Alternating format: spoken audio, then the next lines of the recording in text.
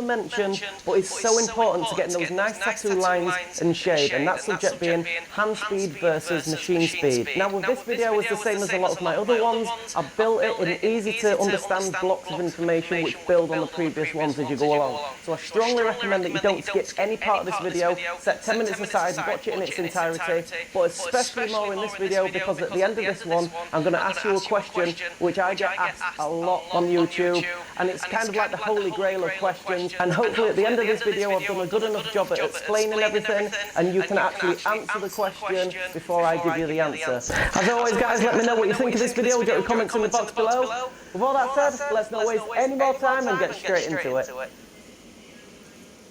Okay guys, so let's first start with the basics and actually look at what hand and machine speed actually are. Now the machine speed is measured in a thing called cycles per second, or CPS. Now the cycles per second are when the needle is travelling from its most upright position down to its most downward position and then back up to its most upright position. This is known as one cycle. So if the needle was to go down and up in 1 second, then the machine would be considered to be running at 1 cycle per second. If the needle was to travel down and up 10 times a second, then the machine would be considered to be running at 10 cycles per second, and so on. Now the average CPS for a liner machine is around about 130 cycles per second, and the average CPS for a shade or colour packer machine is around about 100 cycles per second. Now these are rough ballpark figures, and some people tattoo faster than that, some people tattoo slower than that.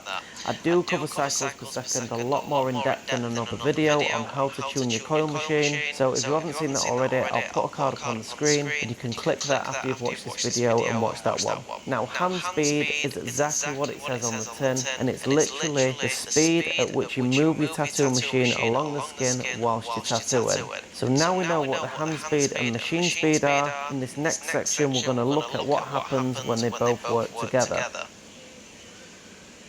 So in this example we've got our tattoo machine and it's ready to pull a line on the skin. But before we do that, let's imagine every time the needle penetrates the skin, it makes a little dot of ink. Now in essence what we're aiming for is for all these dots that we make to be lined up perfectly next to each other, which aren't going to be overlapping or spaced out, but instead just all in unison making a nice line of dots. And it's for this reason that the hand speed and the machine speed are so important, that they work together with each other in unison. So now we're going to start tattooing. We're going to massively exaggerate the speed of the machine and slow it right down so we can see exactly what's going on in the skin. Now this is an example of when the hand speed and the machine speed are working in perfect unison with each other. And you can see as the needle leaves the skin and it's made that dot, the hand is pulling it across the skin, and just as the tip's lined up to do the next dot of ink, the needle penetrates the skin, leaving the dot right next to the previous one. Now if the machine speed and the hand speed wasn't working in unison with each other, you wouldn't get this nice pattern of dots which are all placed perfectly next to each other. So this is what happens when the hand speed and the machine speed work together with each other. So in this next section, let's look at when the hand and the machine speed don't work together. So we've seen the perfect line which we can pull when the hand and the machine speed are running in unison with each other. So in this example we're going to look at what happens when the hand speed is moving too quick for the machine speed. And as you can see, instead of getting these nicely lined up dots of ink forming a nice crispy line, what's happening is we're getting big gaps and spaces in the ink. And this is because we're moving the hand across the skin way too quick for the machine to be able to place those dots of ink nicely lined up next to each other, like in the previous example. Now if this was to be tattooed on human skin, the result of this would most likely be a weak looking line, a line which looks pitted, and just overall poor quality. Now in this example I've just said that the hand speed is moving too quick for the machine, but you could argue on the opposite side of this argument that the hand speed isn't moving too quick, but the machine speed is moving too slow, and both arguments would be right. And this is where the tattooist's personal preference really starts coming into play. Now in a lot of my videos I do mention, tattooing is a very personal thing, it's very personal preference, difference, and probably no two tattooists tattoo exactly the same way as each other, and that's because there's so many variables. And it's exactly the same with this argument. Is the hand speed too quick, or is the machine speed too slow? And that's something you as a tattooist has to find yourself what works most comfortable for you. But I will give you some pointers towards the end of this video of how to achieve that right balance which works for you. So now we've seen a hand speed which is too fast, let's now look at an example where hand speed is too slow.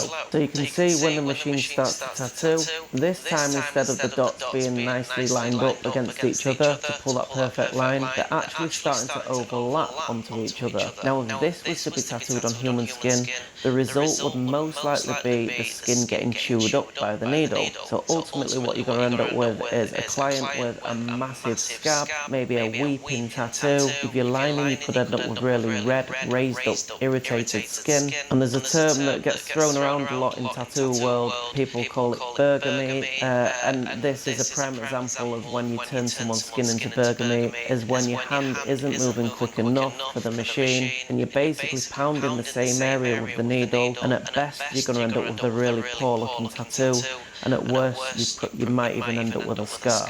And again with this example, there's two sides to this argument. Is the hand speed moving too slow across the skin, or is the machine running too fast? And exactly the same as the other example, it all comes down to personal preference, and for the tattooist to work out whether the hand speed is too slow or whether the machine is running too fast. So in this next section I'm going to give you a few pointers to decide for yourself whether you need to adjust your hand speed or your machine speed.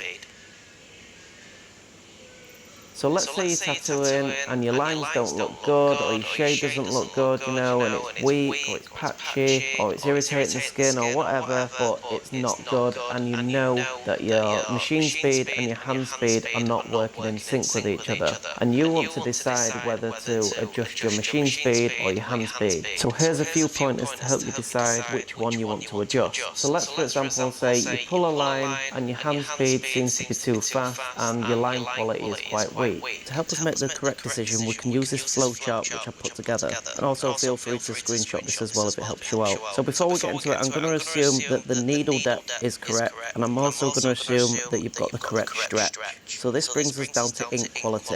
With example 1, the line we've just pulled, it's weak and patchy. So we'll look at our flowchart for ink quality and go to patchy and weak. So the first thing we need to look at is our average CPS set for what we've just pulled. So we've just pulled a line and we know our average CPS should be around about 130 cycles per second. So let's say you look at your power patch and you're nowhere near 130 cycles per second, let's say it's like 80 or something like that. So if it's not set to the average CPS, then the first thing we need to do is change the CPS to bring the machine up to speed. So now the CPS has been changed and our ink is still patchy, we come to the next decision. Is our hand speed comfortable? Now what I mean by that is, if you're feeling rushed when you're pulling a line across the skin and you feel like your hand's going so fast that you can't be very accurate with the needle, then obviously you're not comfortable with your hand speed. So ultimately if that is the case and you're not happy with your hand speed, you're not comfortable with it, then I'd suggest decrease your hand speed. But let's say you are really comfortable with the hand speed and you feel it is a nice comfortable speed that you're pulling the machine across the skin, then I'd suggest for this example 1 for weak patchy ink, increase your CPS, which is increasing your cycles per second of your needle. So let's now look at example 2. So in this example you're pulling the machine across the skin and you notice that the skin's just being chewed up, the ink's all messy. This is probably going to lead to a big scab on the skin and the skin hardly taking any ink and possibly the skin excessively bleeding. So again we'll refer to our flowchart, we're assuming that we've got the correct depth, we've got the correct stretch, so we'll look at ink quality. So this time the ink quality is messy and the skin's chewed up. So again the first thing we need to check is, are we in the average ballpark figure for the CPS? If we're not, then the chances are if you're getting chewed up messy skin then the machine might be running too fast. So we'll reduce our CPS to bring it down to the average ballpark level which we're aiming for. Again, if we were lining, we'll probably be aiming for around 130 cycles per second. If we're colour packing or shading, probably around about the 100 marker. So now we've changed our CPS, but we're still getting chewed up messy skin. We ask the question, are we comfortable with our hand speed? Now let's say you're not comfortable with your hand speed and you feel like the reason that the skin's being chewed up is because the needle's just hammering the skin far too much because your hand is too slow. And in this case, I'd suggest that you increase your hand speed. But let's say you are really comfortable with your hand speed and you don't feel like this is an issue, but you're still chewing up the skin and the ink ink's all messy, then I'd suggest that you decrease your cycles per second. So basically slow your machine down. So now we've covered everything about hand and machine speed. How do we actually know that our hand speed and machine speed are working in perfect unison with each other? Well, in this next section, I'm going to show you. So knowing when your hand speed and machine speed are working in unison with each other and in perfect harmony with each other isn't that hard to do. We already know if you're pulling a line or if you're shading and the skin's looking really red and angry and raised and it's just chewing up the skin, then the chances are your hand speed is either too slow or your machine speed is too high. So we can adjust either or accordingly to counteract this. We also know if you're pulling a line and it looks really weak and pitted, then the chances are your hand speed is too fast or your machine speed is too slow. And again, we can adjust either of these to counteract this. Now, another really important factor into nailing your hand and machine speed every single time sounds really obvious, and I suppose it is really obvious, but it's basically just practicing. You've heard the term practice makes perfect, and in this case it really is. And it's practicing so you reach the level, without sounding too pretentious about it, where you become one with your machine. And you'll reach a stage where you're so comfortable with your machine, you'll just know automatically whether your hand's running too quick, your machine's running too slow, your machine's running too quick, your hand's running too slow. You'll just know because you'll get a feel for it on the skin. You'll constantly be checking your work, looking for clues, looking for that skin, see if it's overworked, looking for those patchy lines, and you'll just be able to adjust on the fly, even without giving it a second thought. You'll just be able to react to it and adjust accordingly. Now obviously there's loads more factors involved to pulling that perfect line or laying down that nice soft shade. Needle depth is one. I cover this in another video. I'll stick a card up on the screen if you haven't seen it, and I'll go really in depth into explaining exactly which layer of the skin that you should be tattooing at. There's also factors like the correct stretch, quality equipment, correctly tuned machine. All these factors are basically small pieces of the puzzle which all need to come together in unison with each other to lay down that quality work on the skin. So in this next final section coming up, I've got a question I'm going to ask you, and it's just basically for a little bit of fun, and I'm going to see if you can answer the question before I actually give you the answer, and it's just to see really if all this video has made sense to you and you fully understand about hand and machine speed. Okay guys, so one of the most common questions that I get asked on YouTube is, what voltage should I run my machine at? And you'll probably see this question being asked a lot on tattoo forums as well. Hey guys, pull machine, what voltage are you running at? So just doing a super quick recap of what we've just watched. We know if you're pulling a line and it's really weak, then the chances are your hand speed is too quick or your machine speed is too slow. And vice versa, if you're chewing the skin up, your hand speed is too slow or your machine speed is too fast. So now we fully understand about hand speed and machine speed. I'm new to tattooing and I want to know what voltage should I run my machine at, because I want to run my machine at that speed. The answer to the question of what voltage do you run your machine at is, it all depends on your hand speed. So hopefully you can understand now that asking the question of what voltage someone runs their machine at is in essence a question which isn't really going to help you. But my machine runs at 10 volts because it matches my hand speed for my style of tattooing. Now if you was to run your machine at 10 volts and you've got a different hand speed to mine, then you might chew the skin up, your line might look weak. So it's down to you as a tattooist to personally find your balance of hand speed versus machine speed to pull those perfect lines. So next time you do see that question, if it's on the internet or on a forum or anywhere, and someone says, hey, what voltage do I run this machine at? You can answer that question by saying, it all depends on your hand speed, and everybody is different. If you did get that question right, guys, hit that like button and let me know, because I'd be really interested to see if my explanation of this video has fully communicated across to you guys, the subscribers. If you did like this video, guys, it means so much to me if you just hit that like button. Don't forget to hit the subscribe button, and if you've already subscribed, it's really important to hit that notification bell and you can stay up to date with all my latest uploads. Thank you for watching, guys, and I'll see you in the next one.